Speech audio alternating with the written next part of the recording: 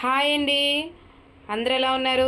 నేను బాగున్నాను. మీరు బాగుండాలని కోరుకుంటూ మీ Dhanalakshmi. Welcome back to my channel.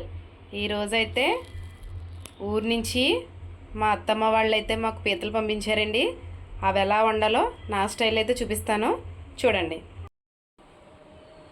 Okay అండి, ఇప్పుడు ఈ పీతలను అయితే శుభ్రంగా క్లీన్ చేసుకోవాలి కాబట్టి వీటి డొప్పలు అయితే తీయడం చూపిస్తున్నాను మీకు. అంటే తెలియదని కాదు, కొంతమంది తెలుస్తుంది, కొంతమంది తెలియపోతుంది కదండి, అందుకు చెప్తున్నాను.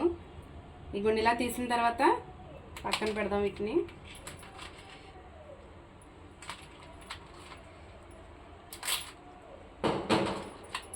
ఇలా తీసిన తర్వాత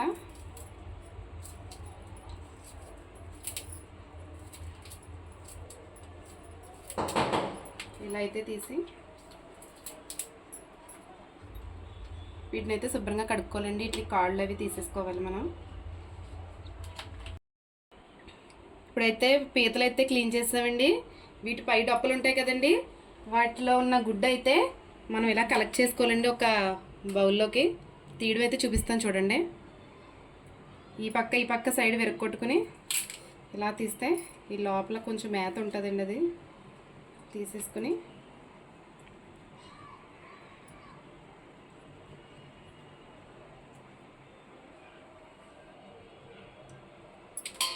మీకు ఇంకా కొంచెం క్లారిటీగా చెప్తాను.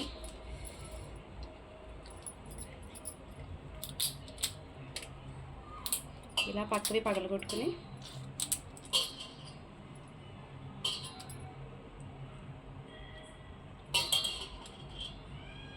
చూసారా,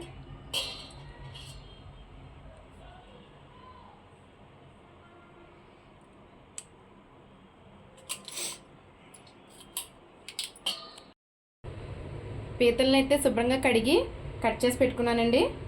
కర్రీకి అయితే కావాల్సినవి ఉల్లిపాయలు, పచ్చిమిర్చి కట్ చేసినవి, చింతపండు, కరివేపాకు, కొత్తిమీర, ఈ పీతలు డొప్పల్లో తీసిన గుడ్డండి ఇది. ఇప్పుడైతే కర్రీ ప్రిపరేషన్ స్టార్ట్ చేద్దాం.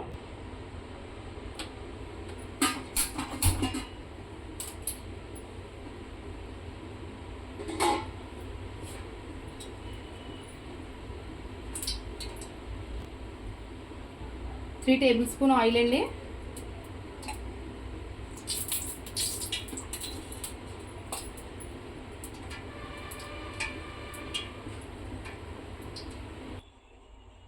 ఆయిల్ వేడయ్యాక ఆనియన్స్ అయితే వేసుకోవాలండి.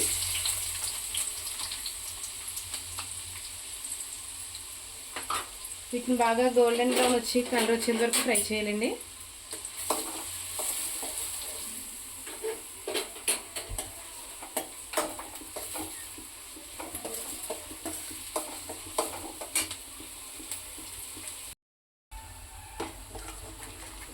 ఇప్పుడైతే కొంచెం ఫ్రై అయ్యాయి కదండి, ఇప్పుడైతే మనం పీతలను అయితే యాడ్ చేసుకుందాం.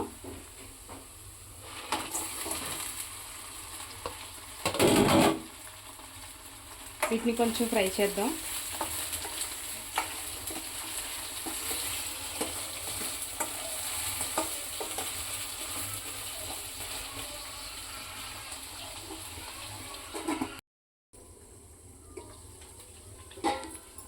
ఇవి ఒకసారి కలుపుకొని ఇందులో కొంచెం సరిపడా ఉప్పు, కారం అయితే యాడ్ చేద్దాం. ఉప్పు మనకి రుచికి సరిపడా అండి.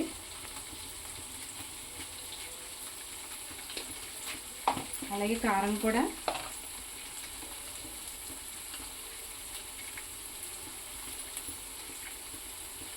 నాన్ వెజ్ కర్రీ కాబట్టి కొంచెం స్పైసీగానే ఉండాలండి. ఒకసారి కలుపుదాం.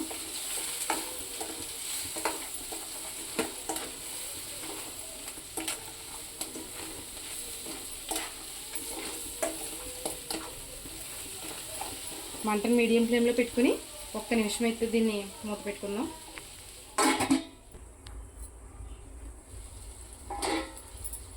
ఇప్పుడైతే ఒకసారి కలుపుకొని పులుసు అయితే వేసుకుందామండి. నేనైతే ముందుగానే పులుసు అయితే రెడీ చేసి పెట్టుకున్నాను.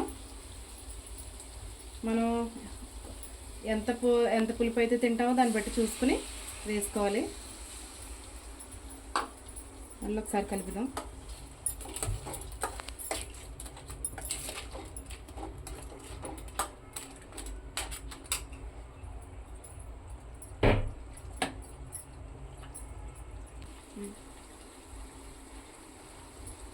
ఇంకొకసారి అయితే ఆ చింతపండుని పులుసు కొంచెం కొంచెం వస్తుంది కదండి గుజ్జు, దాన్ని అయితే పిసుక్కుని వేసుకున్నాను.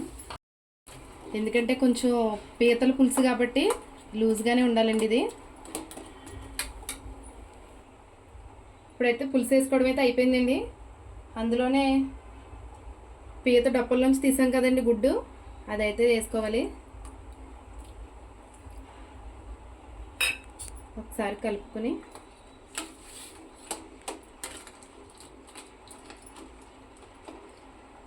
ఇలా పులుసు మరుగుతూ ఉండగానే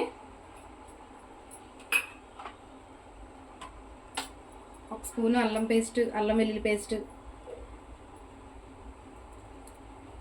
ఇది ఫస్ట్ వేయలేదని అనుకోవచ్చండి, కానీ ఫస్ట్ వేస్తే ఫ్రై అయిపోయి ఇగురుకూర టేస్ట్ వస్తుందండి, బాగోదు. ఇలా పులుసు మరుగుతూ ఉండగా వేస్తుంటే కమ్మటి వాసన అయితే వస్తుందండి. అలాగే హాఫ్ స్పూను ధనియా పౌడర్,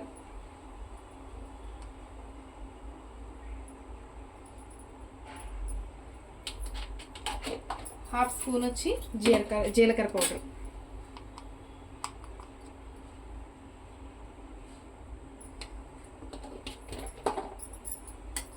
సరే కలుపుకొని అంతైతే పెడదాం.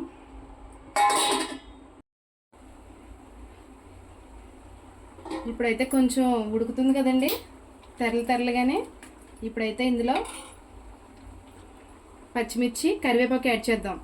ఇవి ఫస్ట్ ఎందుకు యాడ్ చేయట్లేదని మీకు డౌట్ రావచ్చండి. ఇవన్నీ ఫస్ట్ వేయకూడదండి, ఆయిల్ అయితే అసలు ఫ్రై చేయకూడదు, వీటికి ఉన్న ఫ్లేవర్ అంతా పోతుందండి. ఇలా పులుసు మరుగుతున్నప్పుడు వేసుకుంటే వీటి ఫ్లేవర్ అలాగే ఉంటుంది, కూర ఇంకా టేస్టీగా ఉంటుందండి. ఒకసారి అయితే కలిపి మళ్ళీ ఒకసారి మూత పెడదాం.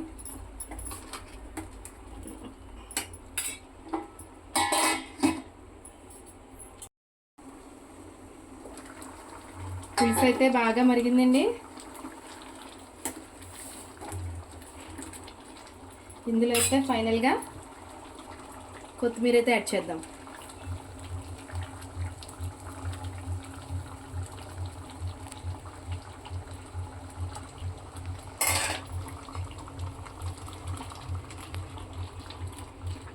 మనం పులుసు చేసుకుంటున్నాం కాబట్టి ఇదైతే సరిపోద్దండి. ఇలాగైతేనే